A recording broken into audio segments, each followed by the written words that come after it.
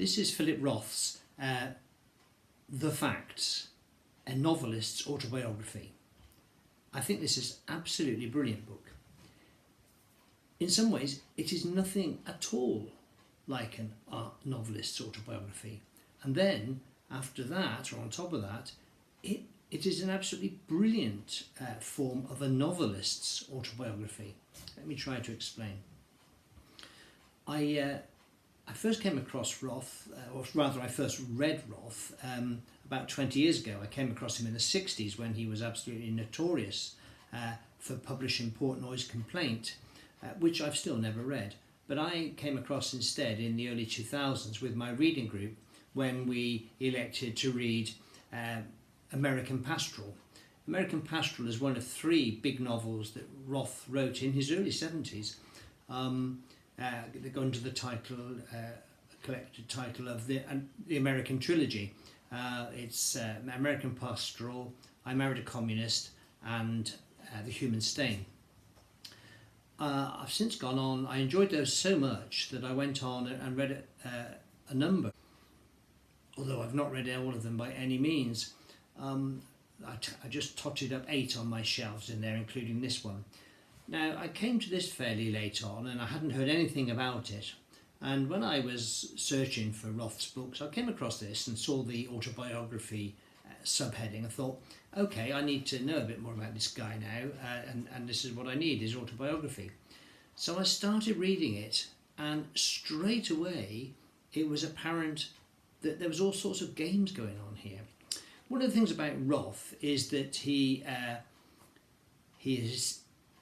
is said to mine his own life unscrupulously. I should perhaps say, in case anyone watching this doesn't know, that Phillip Roth has been a very controversial figure. He upset the Jewish community with Portnoy's Complaint. He's certainly upset a lot of women. He's upset his friends and possibly his family, other writers. He seemed to go out of his way to be a controversial character, or maybe he just couldn't help himself. So he's written about being a Jew, he's written about the characters of his own age, growing up in the place where he grew up in New Jersey.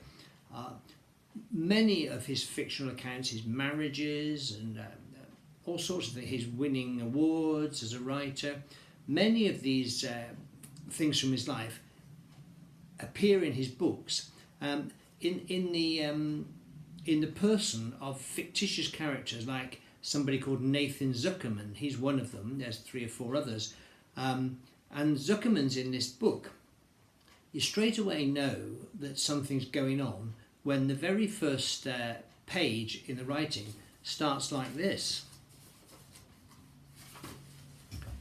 Dear Zuckerman, in the past, as you know, the facts have always been notebook jottings, my way of springing into fiction. For me, as for most novelists, every genuine imaginative event begins down there, with the facts, with the specific, and not with the philosophical, the ideological, or the abstract. Yet, to my surprise, I now appear to have gone about writing a book absolutely backward, taking what I've already imagined and, as it were, desiccating it, so as to restore my experience to the original, pre-fictionalised factuality. Why? To prove that there's a significant gap between the autobiographical writer that I am thought to be and the autobiographical writer that I am? To prove that the information that I drew from my life was, in the fiction, incomplete? If that was all, I don't think I would have gone to the trouble, since thoughtful readers, if they were interested enough to care, could have figured out as much for themselves. Nor was there any call in this book. No one ordered it. No one sent down for an autobiography from Roth.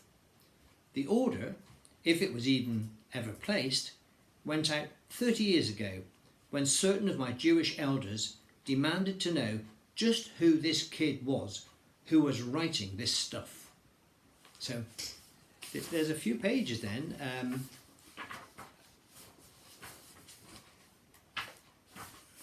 Best part of 20 pages at the beginning, which is Roth writing to Nathan Zuckerman, who of course is a fictional alter ego of Roth. So Roth's writing to him basically saying, tell me what you think about this book.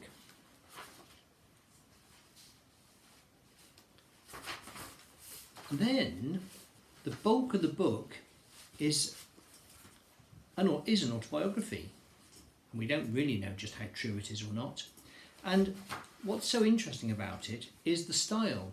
It's written in a flatter, or I find it flatter, more conventional, but slightly duller type of writing than Roth normally puts into his novels.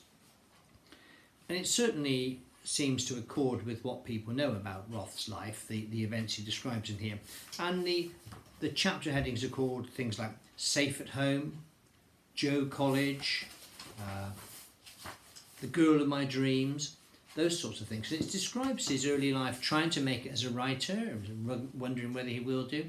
It describes his marriage, including an incredibly traumatic event when his wife is killed in a car crash in 1968, and also the fact that she had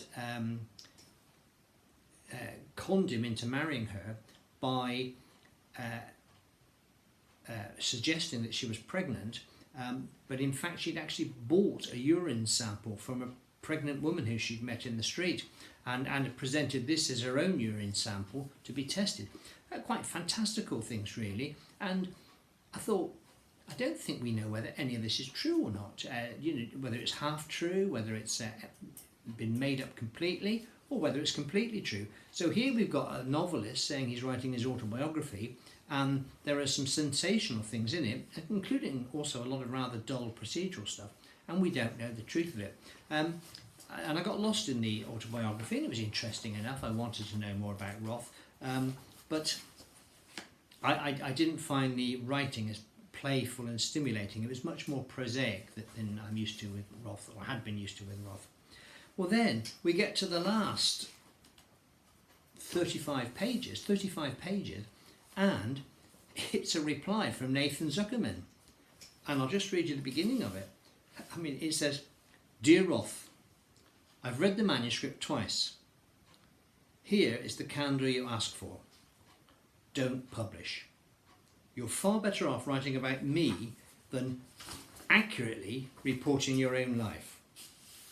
Could it be that you've turned yourself into a subject not only because you're tired of me, but because you believe I am no longer someone through whom you can detach yourself from your biography at the same time that you exploit its crises, themes, tensions and surprises?